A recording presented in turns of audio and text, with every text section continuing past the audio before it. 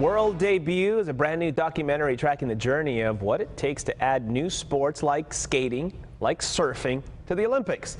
Joining us right now, two San Diego legends. We have skater Tony Hawk and sports commentator Sal Masekela. Gentlemen, good morning to both of you. Good morning. All right, here's the deal, Tony. Did you ever imagine that these sports would be in the Olympics? Because when you were starting out, you would have had 800,000 gold medals by now.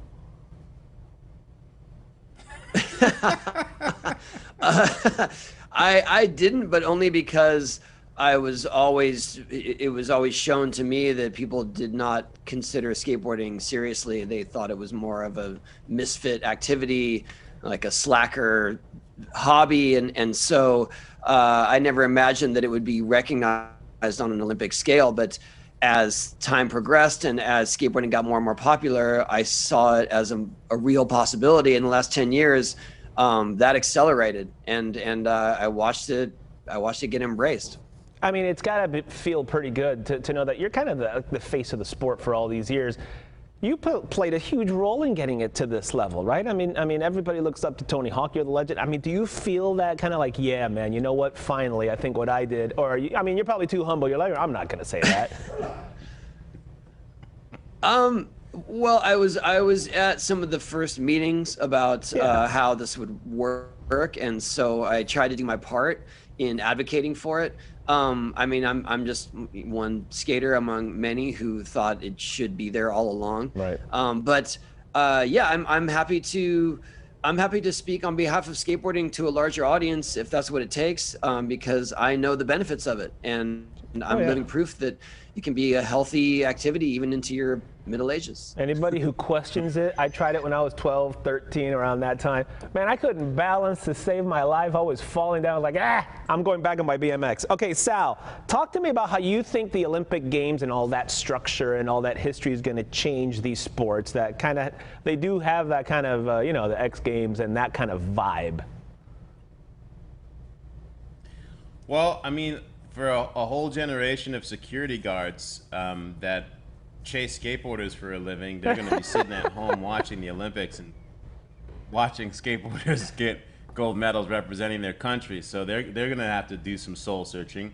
But in all seriousness, it's exciting for the manner in which the landscape of skateboarding is going to grow. I mean, skateboarding has always been something that is culturally woven and becomes an international language. If you're a skateboarder or a surfer, you can go to any other country where it's taking place and not need to speak the language, and you're going to have this commonality. Right. But there's so many places in the world that it's still not allowed, where countries make sure that skateboarders don't have places to play. And now those countries are going to be changing their tune after the Olympics, building facilities, wanting to send their own teams to the Olympic Games, and that is going to birth their own skateboarding cultures as a result. So it's a bit of a Trojan horse that we're really excited about. Sure, and I think that, that's why we have great documentaries like this, because a lot of people probably didn't know what you just said, Sal, that you still can't skate in a lot of places and you have nowhere to skate, so it's still kind of looked at as like, hey, that's not a it's like what Tony was saying, there's still misfits and slackers.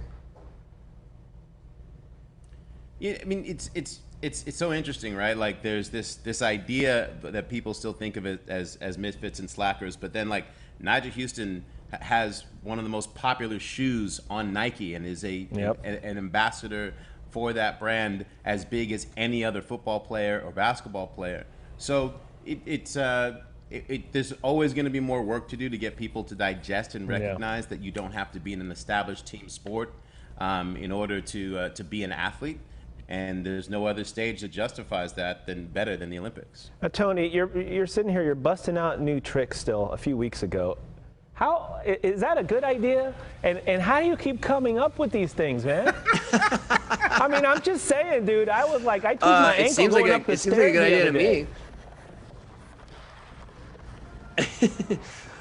Well, I'm used to taking bumps and bruises along the way, and I've definitely fine-tuned my skating so it's less high-impact moves. But there's always, every once in a while something goes wrong. I mean, I had one of those the other day, but I don't know. It's what's always driven me, and it's what. Yeah, man. It's that chase of new moves and new ideas that I've always loved in skateboarding. So, I'll let you know when I'm too old. But for now, until the wheels fall off, let's go.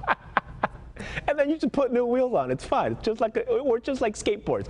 I tell you what. Hey, Tony. During the pandemic, I mean, hey, that's the age of tech. Luckily, I grew up in this age of technology and medical advancements. Exactly. I wanted to give you another thank you because during this pandemic, you let us talk to you on the Zoom at your house, and I was at my house, and that was a highlight for us. So thank you again for doing that with us.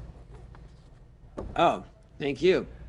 Tony, Sal, awesome. Good talking to both of you. Thank you. All right, see you guys. Okay. By the way, you guys are welcome to visit in person whenever. We'll set up a ramp out there, and we'll see what happens. Remember, you can watch World Debut streaming today on the Olympic Channel.